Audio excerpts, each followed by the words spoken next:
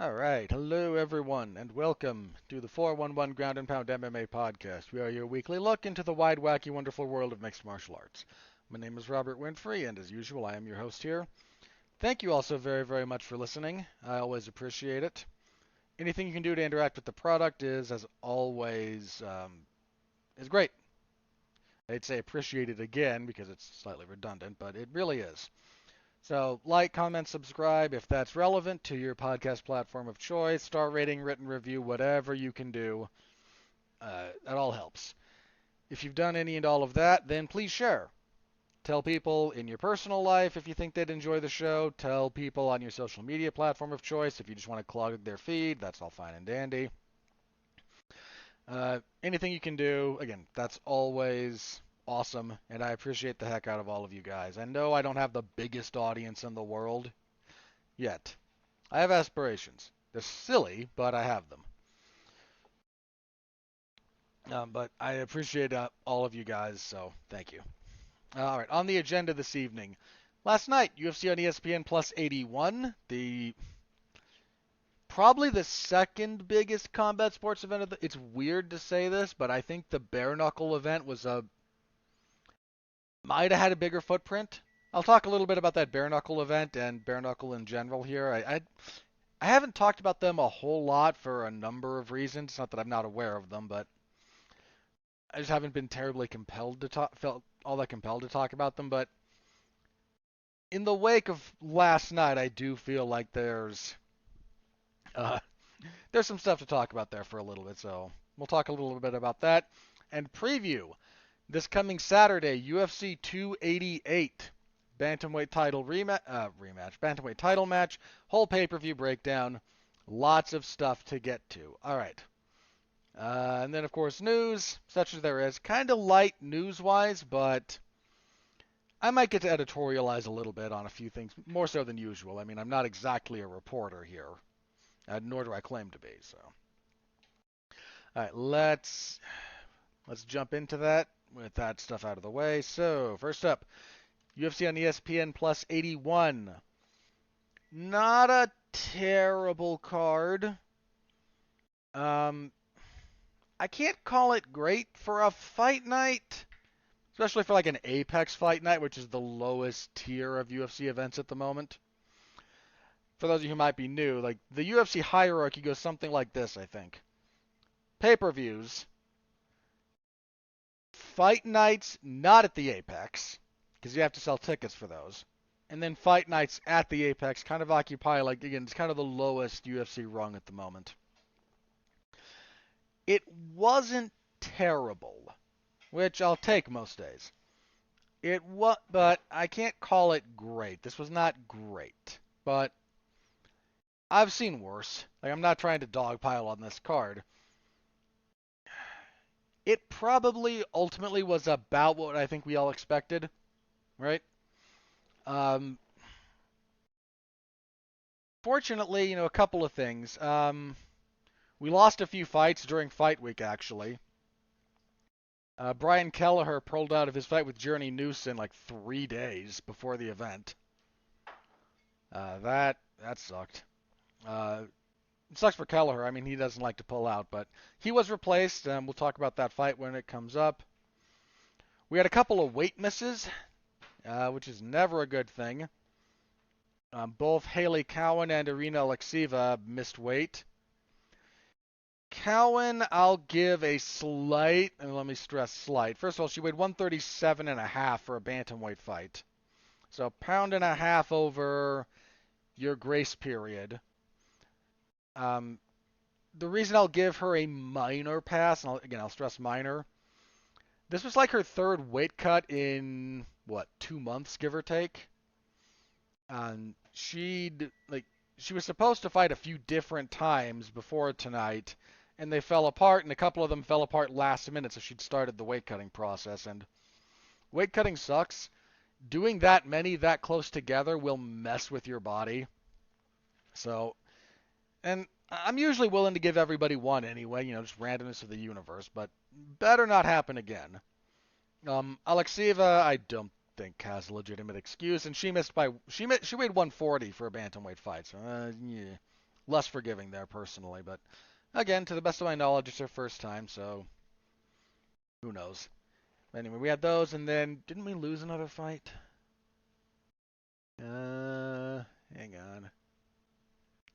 Oh, right. Pete Rodriguez and Natan Levy was rescheduled for the UFC on ABC event that is not this Saturday but next.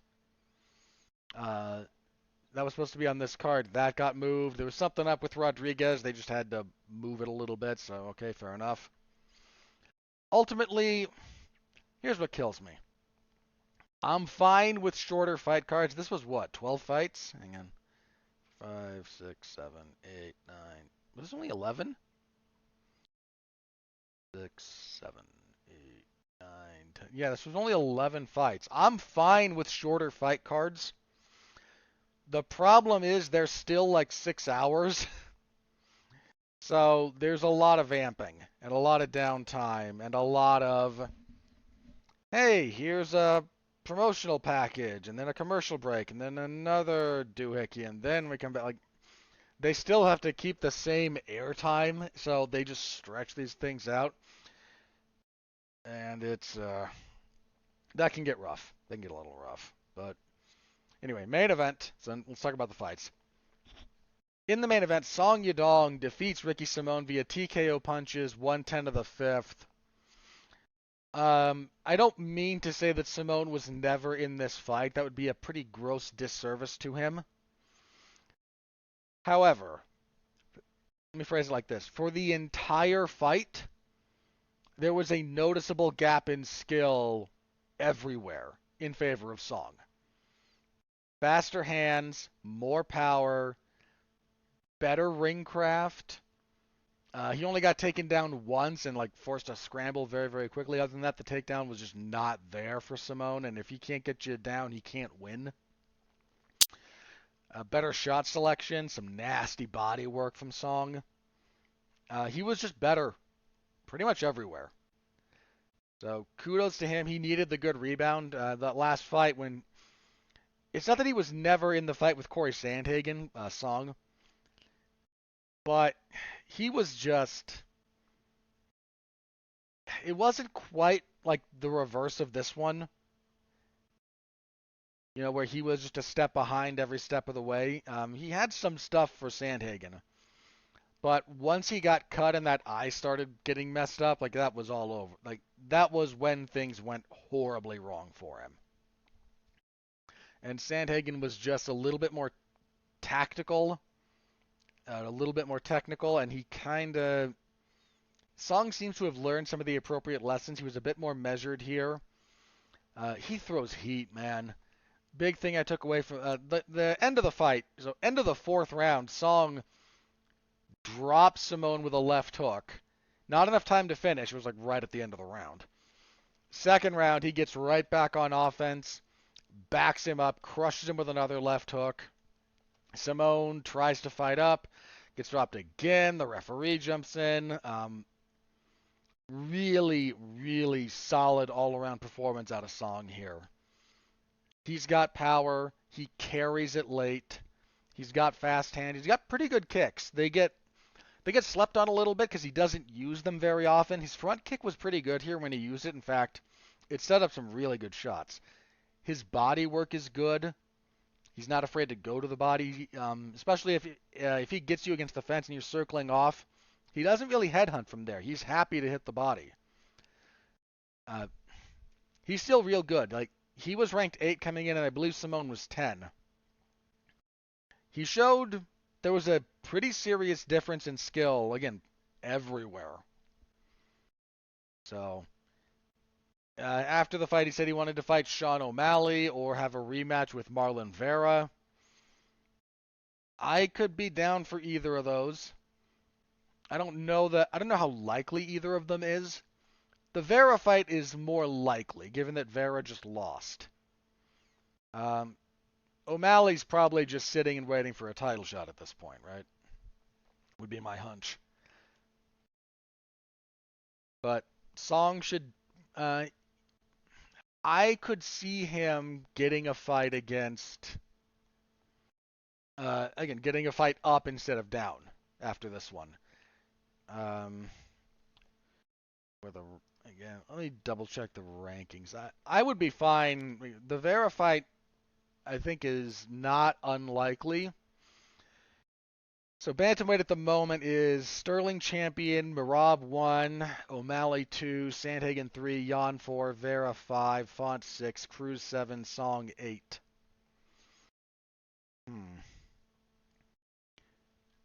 So, I mean, you can't go wrong, right? Song and Jan, that would be a heck of a fight. I don't really want to see a rematch between Song and Sandhagen. Like, let that one sit for a little bit. But, Song and Font, yeah. Again, like Jan, Vera, or Font are all three relatively likely uh, in terms of availability and would be great fights. So I'd be down for any of that. Song seems to be coming on a little bit. He's always been pretty darn good. He's hit some weird kind of roadblocks and ceilings at various points, but he definitely performed very, very ably here, and that should be rewarded with a relatively big fight. So good for him.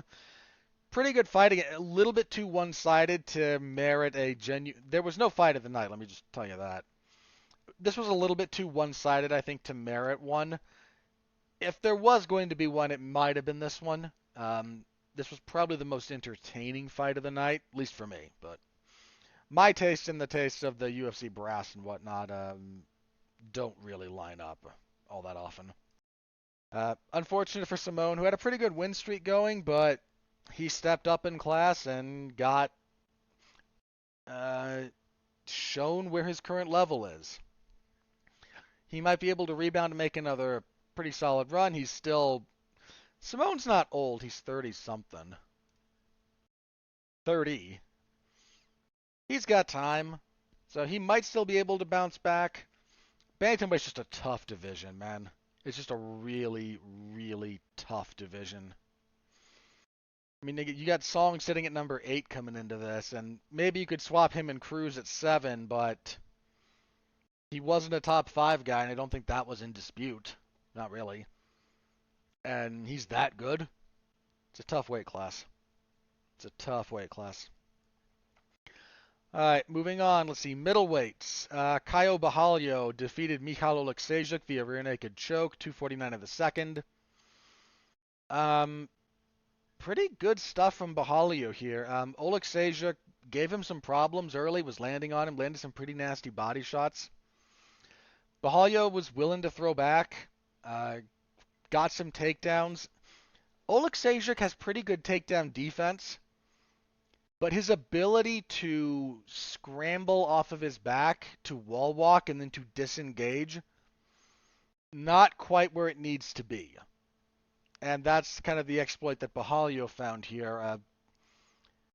Pretty solid stuff from him. Got him down when he was struggling to get up. Moved to the ride position. Got the back. Got the choke. Borralho, I think, wanted a top 15 guy after this. He's on a long unbeaten streak overall. Undefeated in the UFC. I don't hate the idea of him stepping up. Let's see. Who's near the bottom of middleweight? So you got someone like Brendan Allen, Andre Muniz, poor Chris Curtis. Still feel bad for that guy. Nasruddin Imavov sitting at number 12.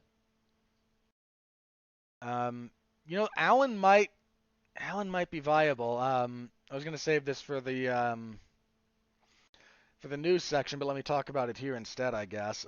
Jack Hermanson was supposed to fight Brendan Allen in the main event of UFC on ESPN 45. Hermanson is out of that.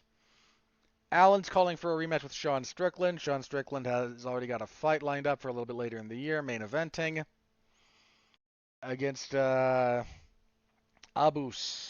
Mago something. I know him as Abus. It's actually I believe it's Abu Sapien. Hang on, I will get this gentleman's name correct. It's just Magomedov. Yeah, Sean Strickland and Abu Sapien. I believe he just goes by Abus as shorthand. Um, that is supposed to be the main event of the July 1st card. So UFC and ESPN plus 83. So it seems unlikely that he's gonna move to the June 3rd card to fight Brendan Allen. If Bahalio doesn't mind the turnaround, Bahalio and Allen is quite doable, and again, that's kind of dependent on Bahalio being able to make weight again on a relatively shorter timetable. But it's definitely an opportunity for him, I think. So there's that. Let's see. Also at middleweight, Rodolfo Vieira defeated Cody Brundage via arm triangle choke, 128 of the second. Decent little fight here. Brundage came storming out of the gates. Landed some pretty good punches, dropped Vieira at one point in the first. Unfortunately, Vieira's grappling, his takedown game has improved a lot.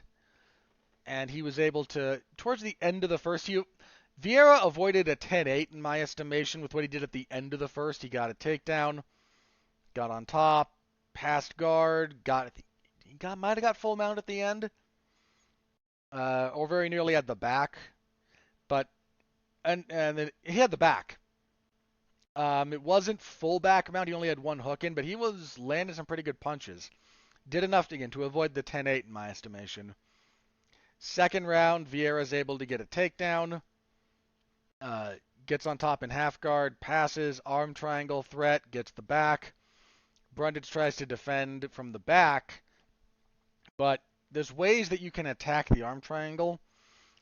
If you attack it correctly, and the other guy gives up his back to avoid the choke, you can keep the elements of the grip, certainly the head position and the arm position, and then threaten them from. And then you kind of threaten them as you're on their hip or their back, and force them back over onto their back, and you have the arm triangle basically locked up. That's what happened here. Brundage had to tap. Vieira's corner was super emotional after this. I don't know all that went into his camp or everything, but there was a lot of emotion that came out after this fight. When was Vieira's last fight? I mean, he'd been out of action for less than a year, but a not insignificant amount of time. I mean, he was supposed to fight Brundage in November of last year. Vieira had some kind of issue.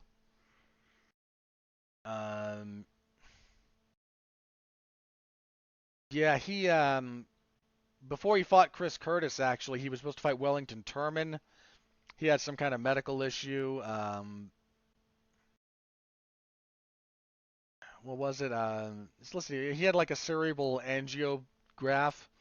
So they were worried about something in his brain. The blood flow there. They wanted to make sure there was no like aneurysm waiting to rupture or whatnot.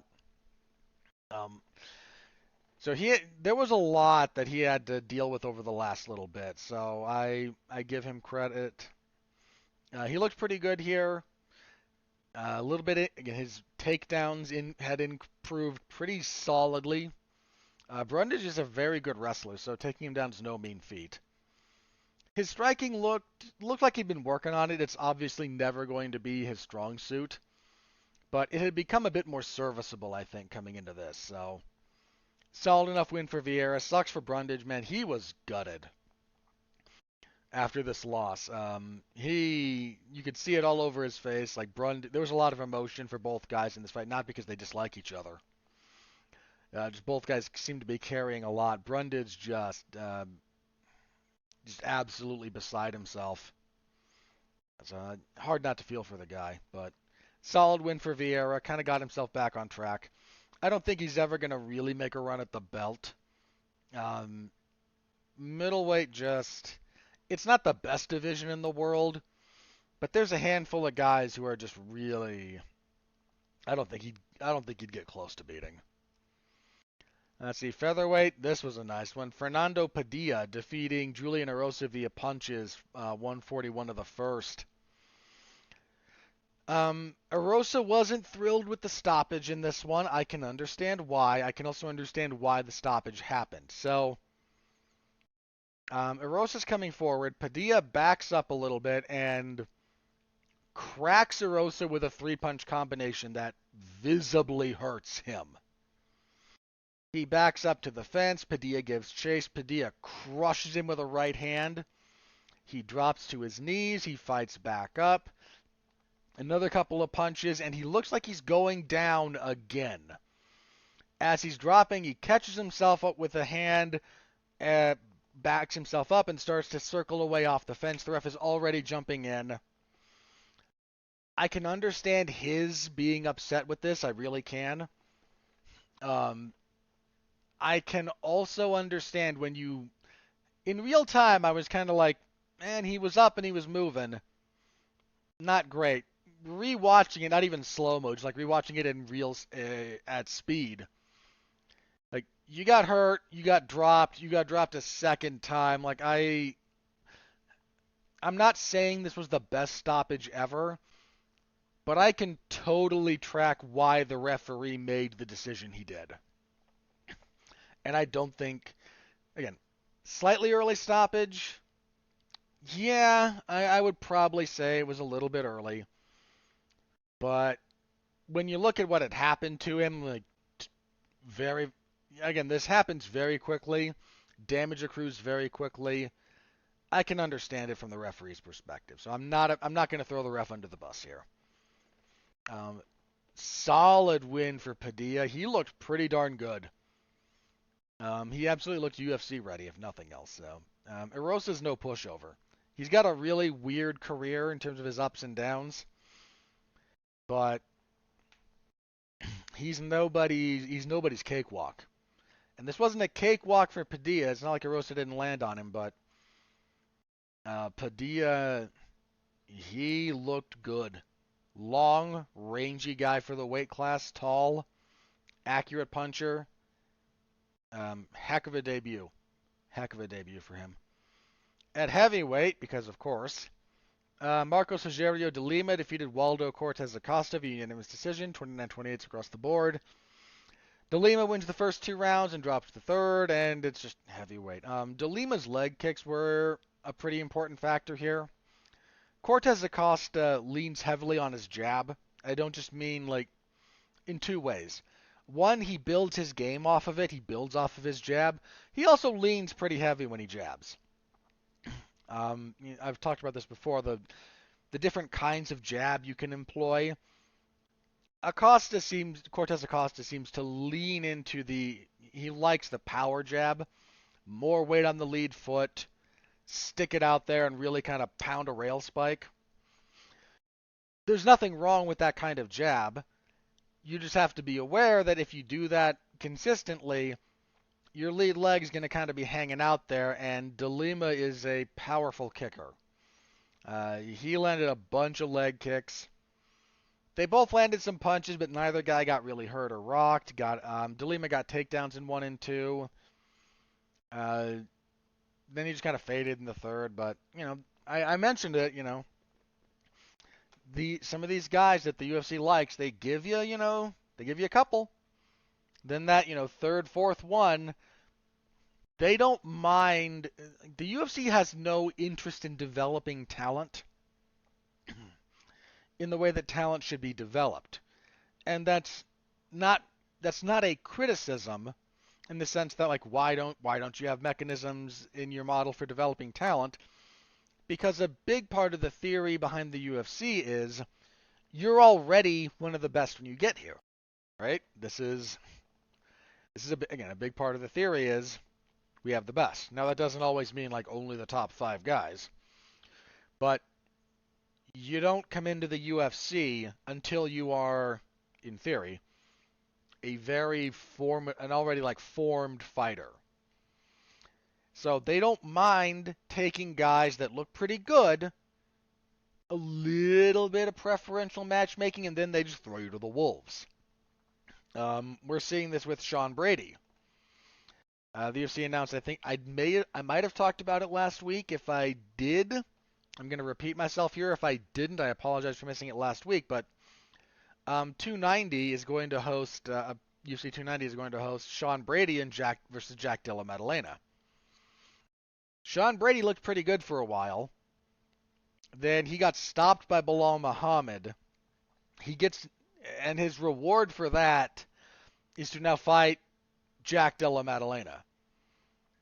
I mean, if you get stopped by Bilal Muhammad strikes, I'm not saying Bilal Muhammad doesn't have some decent power. I'm saying he doesn't have a track record of stopping guys. Certainly not just flush on the feet. Like if Bilal Muhammad's 1-2s over and over again were enough to break through Brady's striking defense, JDM is going to eat him. Now, the question becomes whether or not Brady can out-wrestle JDM and force him into the grappling, where Brady will have an advantage, but that's why we have the fights. I'm just saying, like, this is kind of what they do. So, Waldo had a couple of good enough UFC performances, and then, hey, fight this guy. Marcos Rogerio de Lima is not exactly the top of the division. I don't even think he was ranked. But he's a guy who's been around for a long time, has demonstrated skills, and the UFC, let me put it like this. The level of matchmaking that went into the first couple of fights for Cortez Acosta is not what he is going to get, not what he got here, not what he is going to get going forward. The UFC they'll give you like 3. And then you sink or swim, man. And they probably feel like they're being generous giving you 3. So, I'm not saying don't go to the UFC. I'm saying you should be very aware of where you are as a fighter when you do. Because if you go there thinking I'm going to still develop my skills here, you're going to get run over sooner rather than later. And, dude, fighter development, not just MMA, boxing, kickboxing, like Muay Thai doesn't care because Muay Thai's weird, culturally. Like they've got, 8-year-olds out there who already have 50 fights under their belt. Like Muay Thai's kind of a different animal in that respect. But fighter development is so hard. It takes a real fine hand. You have to know when to push. You have to know when to step up. You have to know who to step up against. And maybe you lose along the way. Most people do at some point. But you have to, like, that's a fine line, and the UFC is not obliged to help any fighter develop at all. Nor will they. So, if you sign that UFC deal, especially if you have less than like 10 fights, I've said this before, man. I can probably count on one hand the number of guys I've seen come into the UFC that junior in their career and actually have it work out for them. It is a rare few that prove the rule. Honestly, the only one off the top of my head that I can really think of is I can think of 2. And they're both heavyweights. Because Cain and Brock Lesnar, Cain Velasquez and Brock Lesnar both came into the UFC with Brock came in at 1-0. Cain came in at 3-0. And they both kind of made it work. The flip side of that is actually if you look at Brock, imagine for just a minute he actually had developed as a fighter the way most people do. Think about that for just a minute. If he's not, Frank Mir into Heath Herring, into friggin' Randy Couture, into Mir again, into, wasn't it Carwin after that? Brock's success is the aberration of all aberrations. If he had actually developed as a fighter, and I don't just mean working on his skills, I'm fairly sure he did. And in fact, I know he did. There's a lot that goes into fighter development that also includes who you fight when and getting cage time. If Brock Lesnar had developed like a normal fighter, I don't mean like a normal fighter because he was abnormal, but I mean, imagine what he could have done, right? If he'd taken time to develop as a fighter the way most fighters do, he would have been. The only thing that would have stopped him was that illness, was diverticulitis. Like, his athletic ability was so good. I mean, Kane might have beaten him anyway, because Kane, again, uber special. Right? You had those two guys who just super special talents. They don't come along like that almost ever, and that's the point. So be careful. That's all I'm saying. Welterweight. Ooh, this one, man. Trey Waters defeats Josh Quinlan. Waters stepped in on short notice, replacing. Okay, hang on. Who'd he replace? Angelosa, like during fight week. Trey Waters is huge. He's 6'5" and fights at welterweight. I haven't. Look, I'm like 6'1". I haven't weighed 170 since I was like in high school. I don't know how this guy did it, but he does. Um, he looked real good. He looked really good. Good counters, great distance management. Quinlan never got a feel for the range. He was constantly trying to lunge in and just getting countered over and over and over again. Dude, Trey Waters came into this fight and he proved he should have been here. Um, I'm not exactly calling Josh Quinlan a world beater, but the way Waters performed,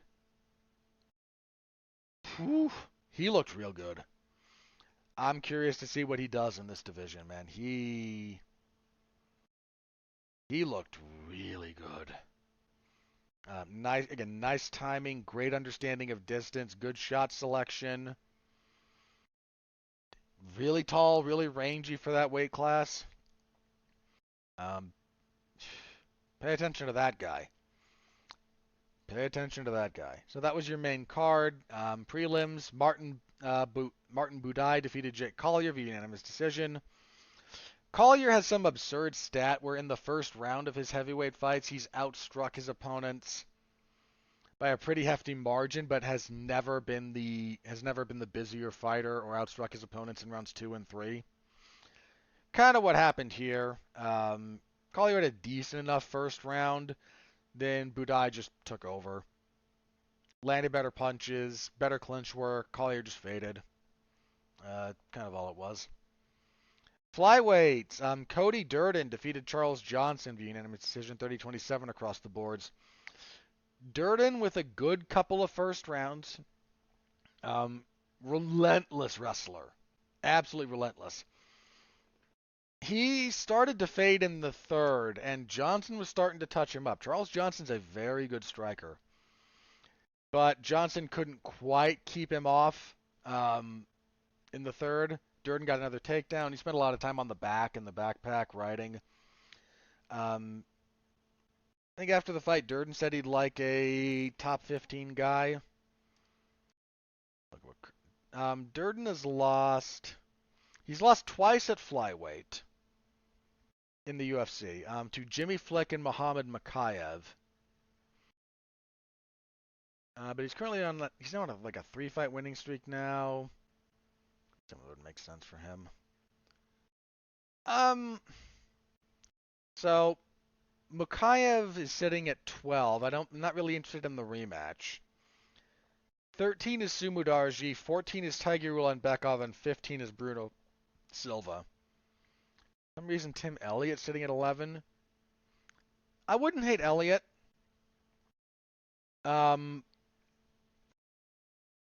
But Sumudarji, Ulanbekov, Bruno Silva, any of those could work.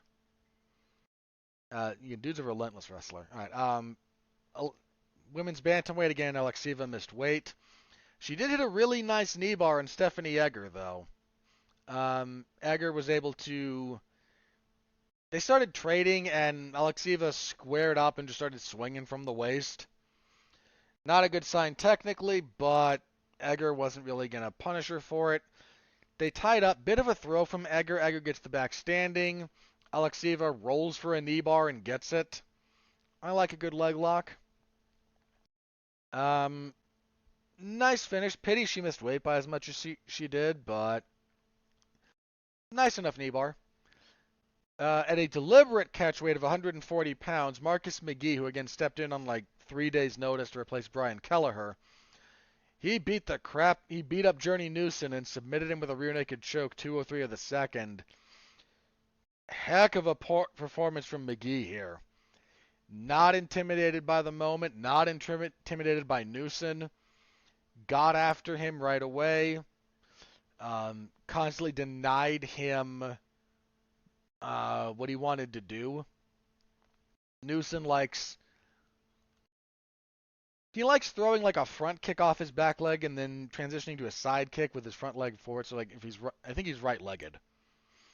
So like orthodox stance, front kick, land forward, side kick to follow up out of the now southpaw. The fact that McGee was southpaw denied him a lot of what he was trying to do for setups. Better punching from McGee. Newson failed a takedown in the second and kind of seemed to just give up. McGee got the ride position, pounded on him, got the back, got the choke. On short notice, rock solid stuff from McGee here. Really good.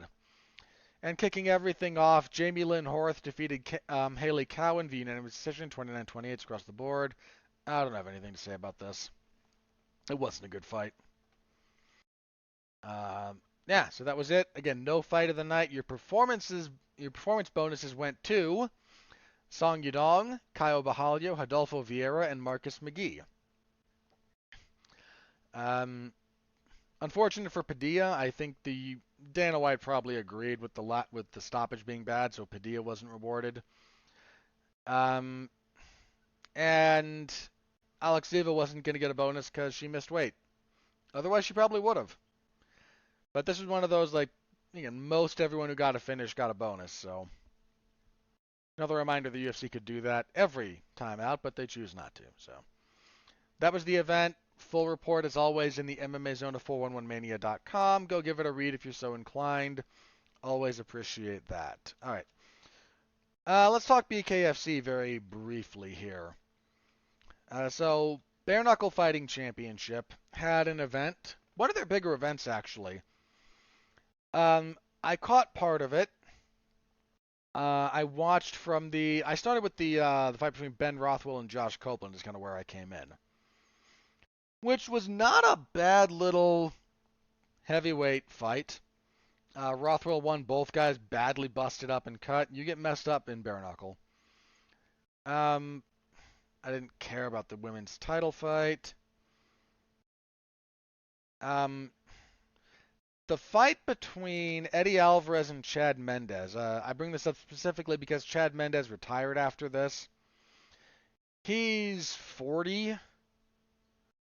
He gassed in this fight, and I mean he kind of pushed through it. Bare knuckle has like 2-minute rounds, and this has been said before. Like your cardio will suffer if you. It's not even that it's bad, but if you fight at a different pace with a different rhythm than you're used to, your cardio suffers. I mean, look, this isn't even a drug joke, but TJ Dillashaw mentioned this after he sparred with Vasily Lomachenko. Because they did only boxing, so 3-minute rounds.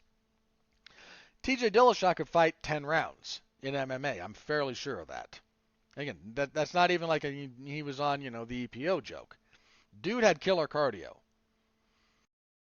He got tired boxing Lomachenko because the 3-minute rounds present a different pace and the intensity of what's going on is a little bit different.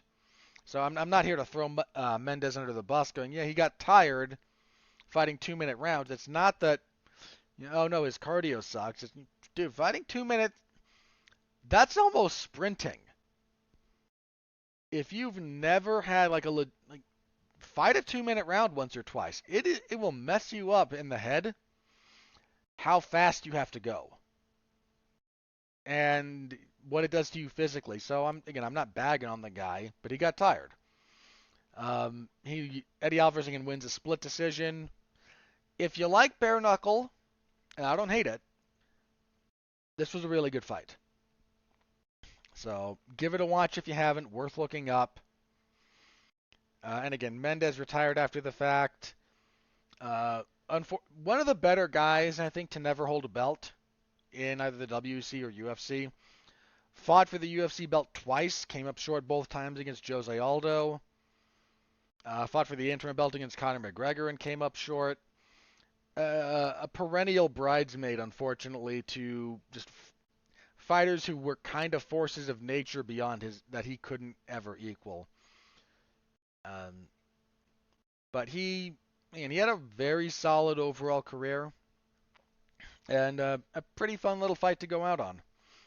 I don't know if Eddie Alvarez is going to stick around bare knuckle for too long. I don't know, but he this seems like a format that he enjoys. So we might see him at least one more time. And the main event of that particular event was Mike Perry and Luke Rockhold. Perry wins when Rockhold gives it up in the second round. Rockhold's teeth got messed up. And I've been in dental pain. Um, I was for a while, actually. Not to go into the story here, so suffice to say, I needed a crown put on one of my teeth, but it originally wasn't bad enough to require a root canal. The crown didn't seat properly, so I was getting zinged by especially cold stuff back there on that side of my mouth. So I went back to the dentist, and they said, yeah, it didn't seat properly, cut it off, resurfaced, because you kind of have to, and whatever extra resurfacing they did of that, what was left of that tooth, got too close to the nerve, and I spent the next, um, God, that really sucked. I spent the next, month, 3 weeks, in just, um, I was rotating ibuprofen and Advil regularly all day to try and deal with it, and it still hurt at times. It was just miserable. And they had to do the root canal twice because the first time they did it, it wouldn't stop bleeding when they got most of the way done, and that's a whole other thing. Not to incriminate myself, but the urge to commit arson on that particular office hit me once or twice during that whole ordeal. I was supposed to get it done at one point, but then it turns out that it was a payment issue that uh, it was deeply frustrating. Would have been frustrating if I wasn't in constant pain. The fact that I was in constant pain made it worse. And I can't imagine being in that kind of pain. It was his front teeth, and mine was like back molar. I can't imagine being in that kind of pain and then getting punched in that area. I am not here to cast aspersions at Luke Rockhold's heart. His teeth were messed up, and I like, again, if you've never had serious dental pain, I envy you. I wish that on very few people. Very few people. To then add in concussive force from a guy like Mike Perry, I do not blame Luke Rockhold for giving that one up. Um, I do wonder a little bit about. It's rare that you see the teeth that, especially the upper teeth, get really mangled. Because that's where your mouth guard is. Some people wear doubles, most people only wear the top mouth guard. It's rare you see the upper teeth get screwed up. I wonder if you don't need a slightly different mouth guard configuration for bare knuckle. Um, it seems really weird, but just kind of bear with me for a second. I think the extra PSI, pounds per square inch, that you get out of your bare knuckles versus even like MMA gloves, which are, you know, hand wraps and then very thin gloves. Like, but it does normalize the pressure a little bit across the surface area, right? If you can isolate it to like the ridges of your knuckles when you punch someone, that seems to be something that default gear, especially default mouth guards, are not maybe the best equipped for. Like you might need something a bit more specialized for that. I mean, it's why, you cut more easily and whatnot because lack of padding, which leads to more like the padding is mostly for your hands. It's also for superficial cosmetic damage to not be a big deal. Because it's very easy to cut or swell if you accurately punch with there's the reason you hit with the knuckles, man, there's bone right there and there's almost no fat on top of it. Uh, it'll mess you up. So again, I do wonder if there's maybe an equipment adjustment that needs to be made, especially for the mouth guard for bare knuckle relative to even MMA. I don't know, just a thought. Might be very wrong. It's a thought. So very briefly, let me talk about this for a second. Yeah, bare knuckle kind of won the weekend after the fight. Conor McGregor was in attendance, so Mike Perry got a in-ring face-off with Conor after beating Luke Rockhold. Conor in the crowd drinking whiskey out of this bottle. Yeah, the dude McGregor and Chandler is not a fight that's happening anytime soon. Just throwing that out there. But bare knuckle kind of won the weekend.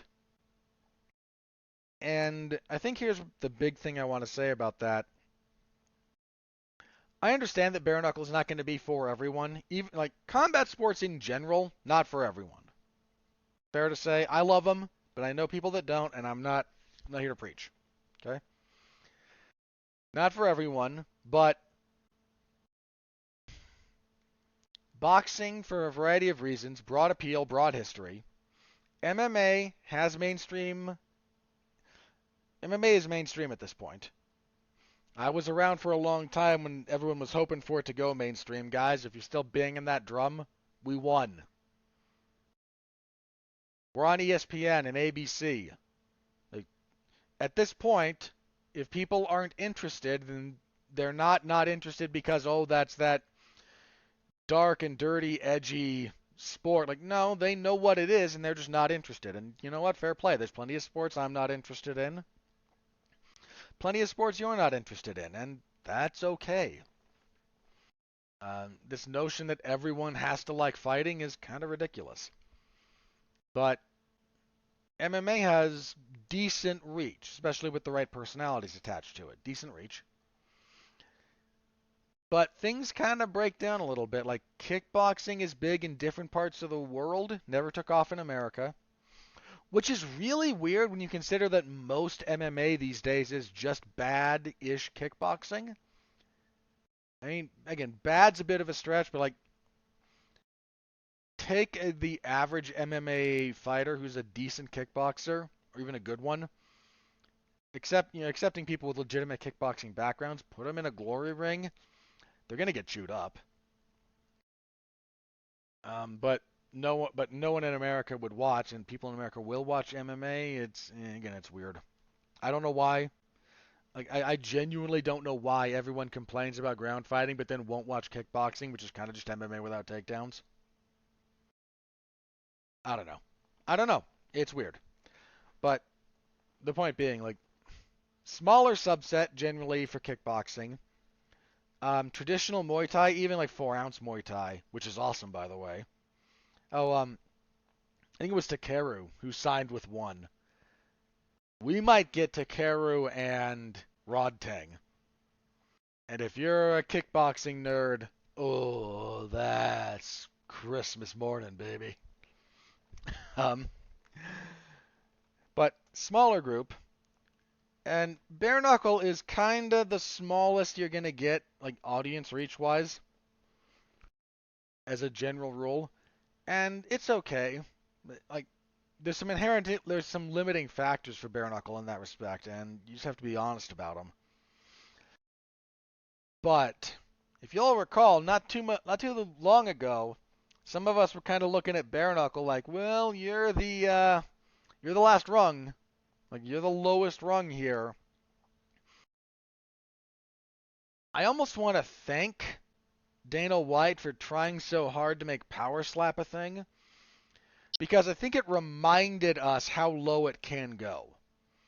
The existence of power slap legitimized bare knuckle boxing by the like by the by the default of its existence. Like the fact that there exists out there sanctioned CTE for low money made bare knuckle, which is brutal and is bloody, but it made it look good because whether you like bare knuckle boxing or not, I am not here to sell you on it. It is a skill. It is a legitimate combat sport. Whereas, as opposed to the just spectacle of slap fight, which is nothing. Slap fighting actually legitimized bare knuckle in the kind of combat sports consciousness, and you know what? Fair enough, man. Fair enough. So bare knuckle had a really good weekend. I want to take a minute to acknowledge that. I don't talk about them a whole lot here, but give them their props because they deserved it. All right, let's move on. UFC 288. Let's preview that big event. So, main event. Bantamweight title, Aljamain Sterling versus Henry Cejudo. Here's a factor we need to consider. I'm not saying this is the be all end all, but we need to consider this. I've talked about this a little bit in the past. The title record of fighters 35 and older in the UFC in its entire history between flyweight and welterweight. That's including those divisions. 170 to 125. The cumulative record for fighters over the age of 35 in those weight classes in title fights is 2-28. Those two wins are Tyron Woodley when he beat Lyoto Machida, Damian Maia, who was 40, and Darren Till, who shouldn't have been in a title fight. Henry Cejudo is over 35. I'm not saying he can't win. I think it would be ridiculous to say he cannot win this fight. But that's a statistic that is against him. He's 36. He turned 36 in February. That is a big hurdle, man. It's just a big hurdle. He hasn't fought since May of 2020, so he's been out over three. It'll be over 3 years when this fight happens. Now, Cejudo is a remarkable competitor. He is no one to be trifled with. But the age is a factor. The ring rust is a factor. Sterling's 33, man. He is right in his physical prime. He's right there. He hasn't lost since 2017. I know a lot of people got a bad taste in their mouth about him over his last couple of fights. Winning the belt via DQ, that sucked. Losing to beating Peter Yan via split decision that maybe could have gone the other way. And then the Dillashaw thing with Dillashaw fighting without a shoulder, basically. Like, it's unfortunate for him that his entire title run thus far has been kind of have these asterisks.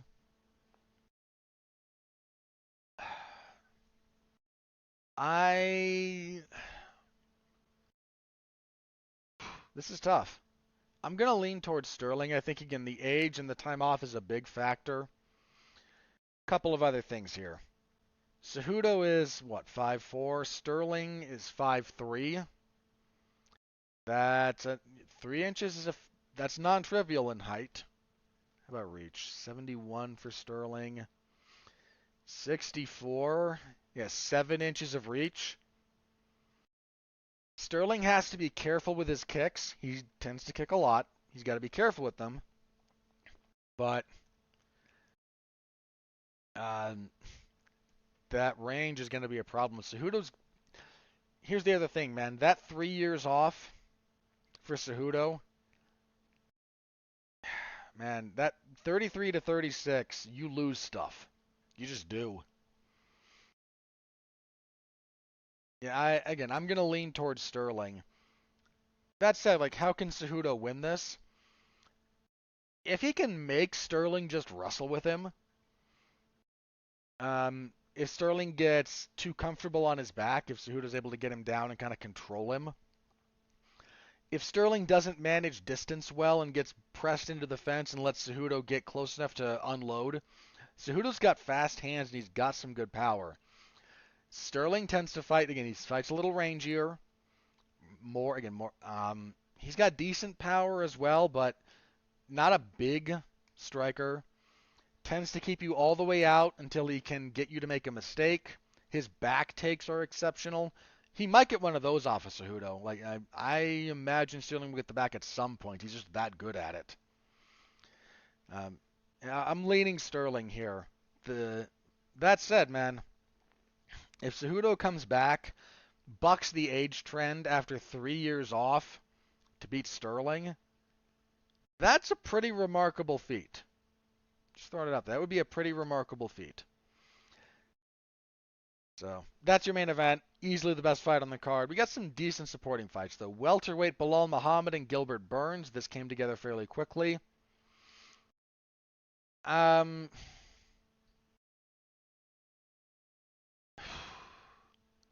the takedown's going to be critical here. Muhammad is mostly a like fence wrestling clinch guy and grinder. Like, that's normally what he does.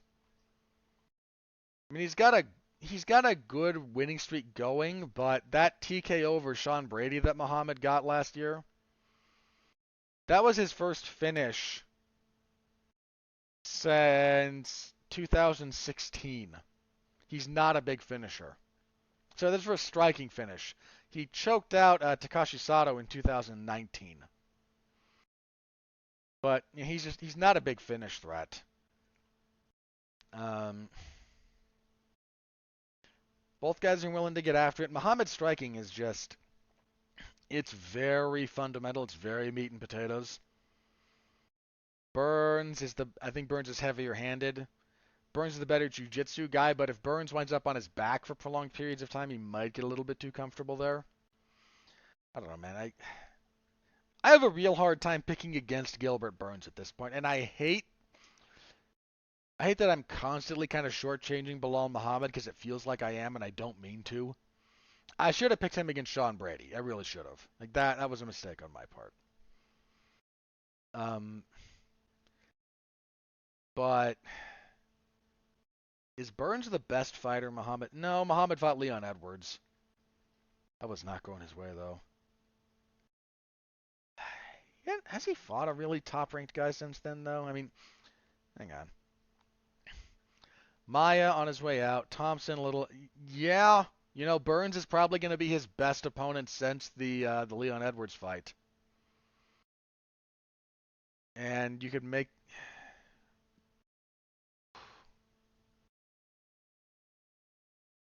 Yeah, I'm picking Burns. I might be very wrong, and the winner of this fight should get a title shot. Either, dude, if Muhammad beats Gilbert Burns and they find some way to screw him, that's criminal. That should be criminal if they screw that guy again. He should be fighting for the belt right now. He is the most deserving contender. But the UFC is going to UFC, so I am going to pick Burns here though, man. It's a tough fight though. It's a pretty good fight. At strawweight, Jessica Andrade will fight Yan Xiaonan. This is Andrade returning to strawweight. She's bounced around a little bit. Um, Her last strawweight fight was 2022 April when she beat Amanda Lemos. She's fought twice this year, beating Lauren Murphy, then the short notice loss to Blanchfield, both of those at flyweight. Um,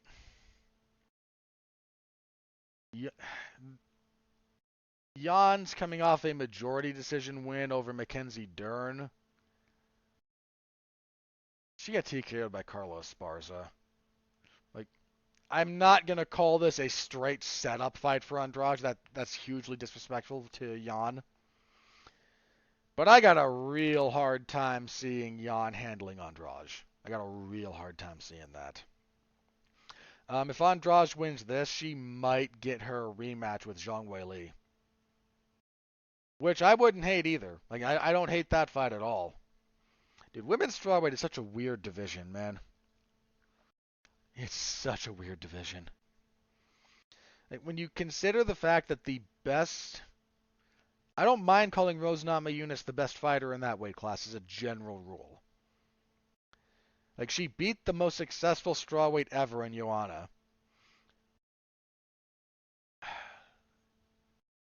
Lost the belt on a slam. Regained it eventually, beating Zhang twice, then lost it in a staring contest to Carla Esparza, who was summarily squashed by Zhang Weili. The ups and downs of Rose Namajunas' career make the strawweight division and its history so bizarre. Just so bizarre. But I would like... I'm not going to complain about Andrade and Zhang fighting again. I'm just not. Yeah, I'm picking Andrade here. Featherweight, Movsar Evloev and Bryce Mitchell. Bryce Mitchell doubling down on his weird worldviews this last week. Mitchell coming off, I believe, that loss to Ilia Topuria. Yeah, dude, Topuria broke him. I don't know that Evloev will do the same. Evloev undefeated. Coming off that win over Dan Ige, that's not easy to do. It's a good fight. I expect some fun grappling out of this. Both guys can wrestle. Both guys can scramble. We should be in for a pretty good one here. I'm gonna lean towards Evloev. I'm curious to see how Mitchell responds to that Topuria loss, because that was kind of a bad one. Also at featherweight, Kron Gracie and Charles Jourdain. Gracie's been out of action since he lost to Cub Swanson and then complained vociferously about how he should have won that decision, even though he really shouldn't have. That was October of 19. What the heck has he been doing for 3.5 years?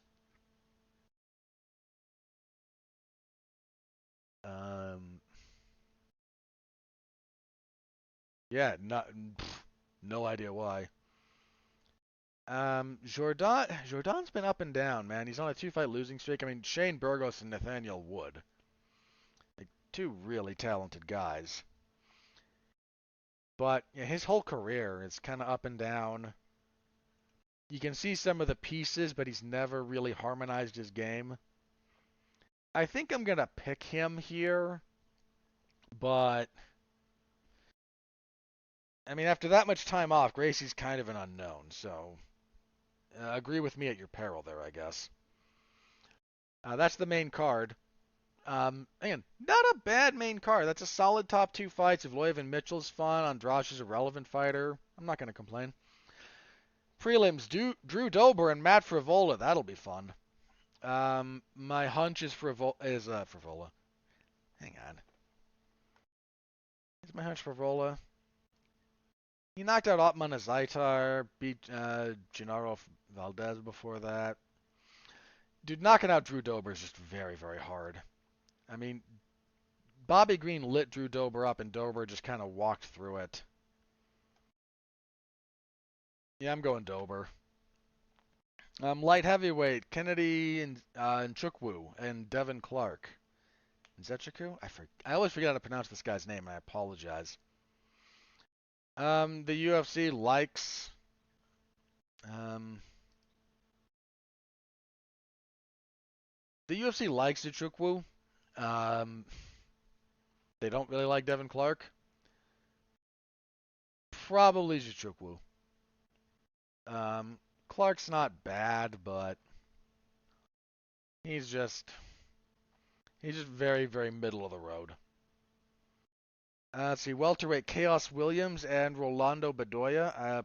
Probably Williams. All right. Williams lost to Randy Brown. That was a lesson, but he knocked out Miguel Baeza before that. Yeah, it's Williams there. Strawweight Marino Rodriguez and Virna Jandiroba. That's actually pretty good. Rodriguez coming off of that loss to Amanda Lemos, that really set her back. She was looking at a title shot, potentially. We'll have to see how she does. Jandiroba beat Angela Hiller last time out, lost to Amanda Ribas before that. That's a pretty good fight. That's a pretty good fight. I think. Don't quote me on this one, and certainly don't bet on this one. I'm gonna lean towards Rodriguez, but I don't know, man. Yeah, that's a tough one. Early prelims, heavyweights, boo.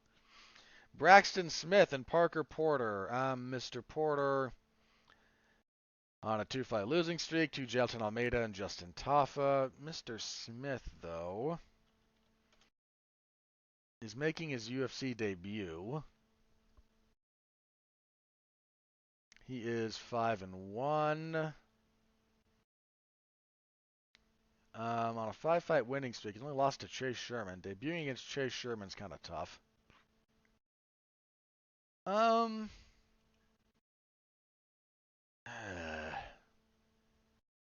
I gonna pick Porter? Yeah, sure. Why not? It'll be funny. Let's see. Middleweight Phil Hawes. Dude, he got wrecked by Roman Dolidze last year. I'm a little bit surprised he's back as soon as he is. His knee got messed up. He is fighting Ikram Aliskerov. Aliskerov? Don't know where the accent would be. Aliskerov's only loss is to Khamzat Chimaev. He is on a five-fight winning streak, running through Brave, Eagle, Dana White's Contender Series. Phil Haas is a tough draw for your debut. I am going to lean towards Aliskerov, though, but that's a tough fight. Flyweights. Is that Rafael or Rafael? Where are you from, sir? Brazil. Rafael Estevam. Undefeated. Coming off a Contender Series win. He's fighting Jalgash Jumagulov. That poor guy. I thought he retired after his last fight because he was so... I thought he beat... Did I think he beat Molina? I thought there was an argument for him beating Molina. I'm not sure I agreed with it. I did kind of think he got screwed in that Charles Johnson fight. He's on a three-fight losing streak. He's 1-5 in the UFC. That's really unfortunate. He's looked pretty good in some of these losses. I'm gonna pick Zhumagulov, but this might be win or go home for him. Let's see, middleweight Joseph Holmes and Claudio Ribeiro. Holmes, I think he's still looking for his first UFC win, isn't he? He's 8-3. No, 1-2 in the UFC. Who'd he beat? Oh, right, Amedovski. Lost it to Jamie Pickett and Jun Young Park. Ribeiro. Are you who I'm thinking of? No, you are not. Lost his UFC debut to Abdulrazak Al Hassan.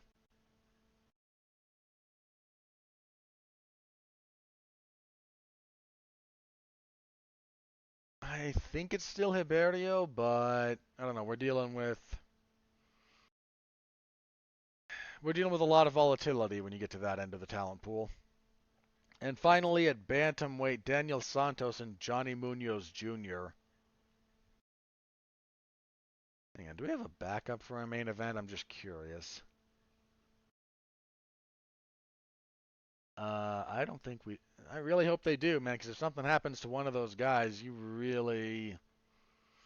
I don't mind Bilal Muhammad and Gilbert Burns, but that's not moving pay-per-views. Anyway, sorry. Neither here nor there. Mr. Santos, 10-2, 1-1 in the UFC, lost to Julio Arce, knocked out John Castaneda last year, October. Munoz,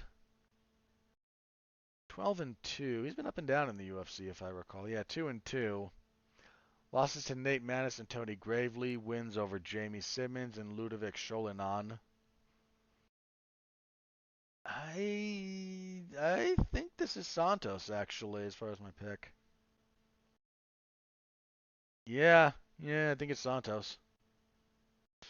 But it's bantamweight, hard to find, not impossible to find bad bantamweight fights, but it's not the easiest.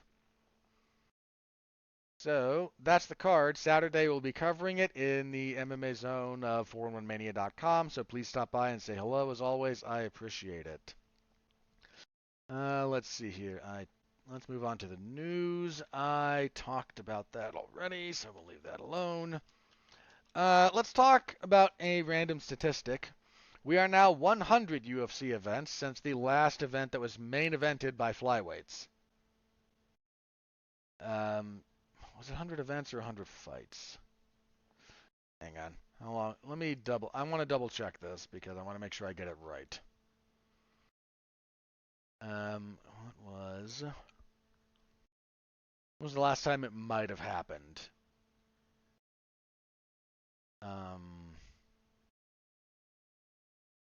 Figueiredo and Moreno would have been. Was that 287? No. A little bit further back. 85?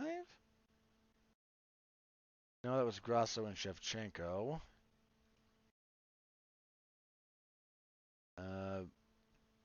Not Usman Edwards. I know it was on pay-per-view. No, Makhachev and Volkanovski was Rodriguez and Emmett in your co-main. 283. So that was headlined by Glover Teixeira and Jamal Hill. So, geez, are we really 100 events back? So hang on. So that would be total event number, what, 545? That was, yeah, so UFC 256. Figueiredo and Moreno at their first fight. Yeah. Has not been a UFC event of any kind main evented by flyweights since that one. The UFC will throw the crappiest heavyweight fight, or I'm not bagging on Sean Strickland here when I mention this, but Sean Strickland gets another main event, and meanwhile, like top flyweights are just the disrespect to the division, man. It's just, it's sad that the fighters aren't able to build momentum because they are constantly diminished. The UFC has made it very clear they don't care about them, and their placement on cards, they're just telling you very clearly what they think about that division. That's unfortunate. Justice for flyweights.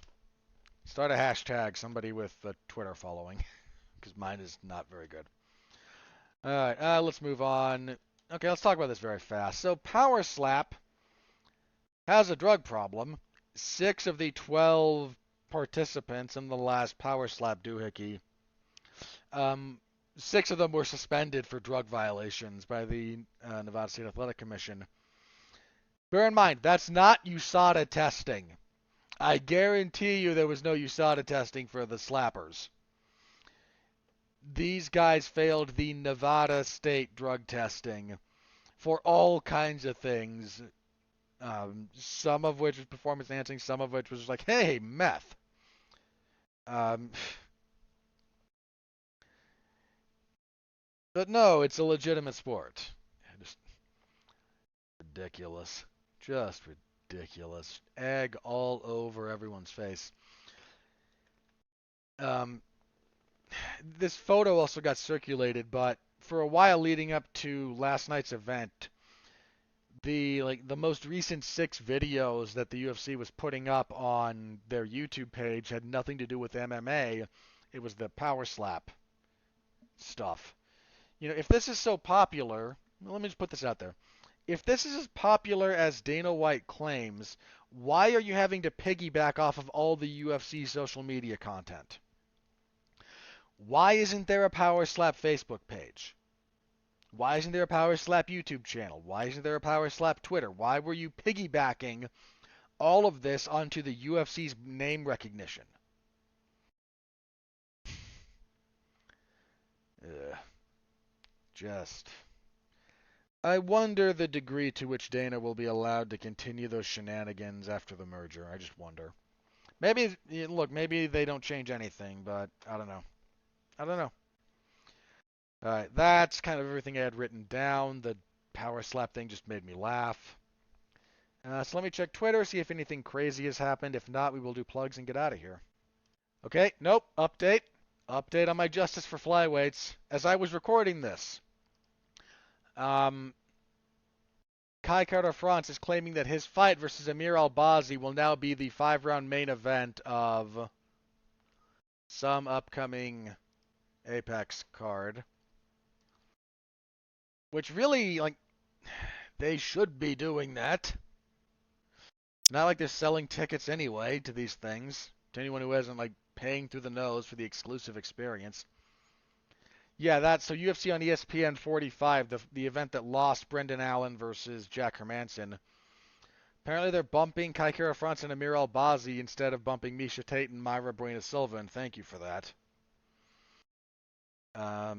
So, hey, took 100 events. Little over by the time it rolls around, but finally. So, good for them. Good for them.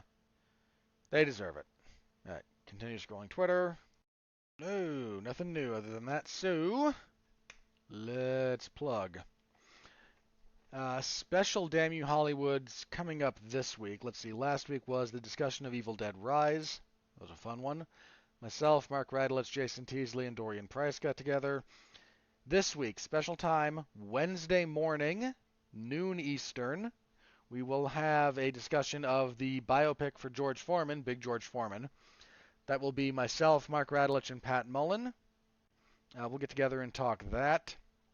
Always fun to talk with Pat, especially boxing-related stuff. Thursday morning, I'm going to be part of a Damn You Hollywood for the new Peter Pan and Wendy movie on Disney+. I am doing this because I mentioned in passing that I have an argument that I put forth on occasion about Peter Pan, and Mark wanted to hear it. He said, just do a drive-by. I said, look, if I'm going to be on the show, I'm going to be on the show, and we'll review the movie proper. I'll suffer through watching it. It looks like crap. But no, I have a couple of fun arguments I put forth on occasion that I'm not saying they're wrong, because it's about how you interpret media. And I tend to think it's fun to put twists like this, like the one that I think most of. I've argued with support from the text that Romeo and Juliet is a comedy the whole way through. The general interpretation of it is that the first 2 acts, which are structured almost exactly like every other Shakespearean comedy, when someone dies in the duel, because normally Shakespearean duels and comedies don't end in death. When someone dies, it turns into a tragedy. My argument, and again, I haven't made this in a long time, I'd have to double check it, but I used to in the past make the argument that no, it's still a comedy. It's a dark comedy, but it's still a comedy. Everyone just assumes it's tragedy because death is tragic, and in fiction, death is not always tragic. So again, I've argued that point.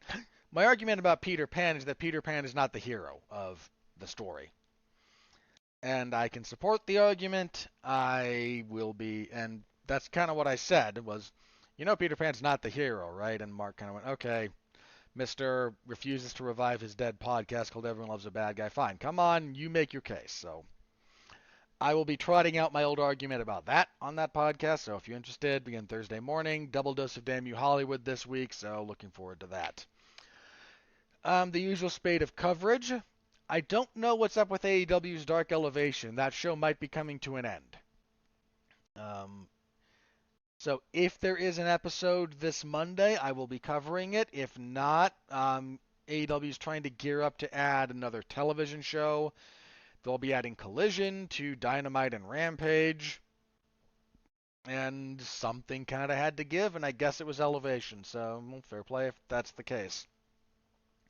But if they're releasing anything, I will cover it. WWE SmackDown on Friday, as usual, and then the UFC event on Saturday. So stay tuned for all of that. Those are in the Wrestling and MMA Zones 411mania.com if you're so inclined to stop by. I appreciate it. All right, that's it. This time next week, we will be back here to review UFC 288 and preview our morning show because UFC on ABC 4 has its prelims start at 11:30 a.m. Eastern. That's 9:30 in the morning for me, so that'll be fun. We'll have a full preview of that card. It's not great. I'm not. Look. I tell you guys the truth, right? It's what I do. It's not great.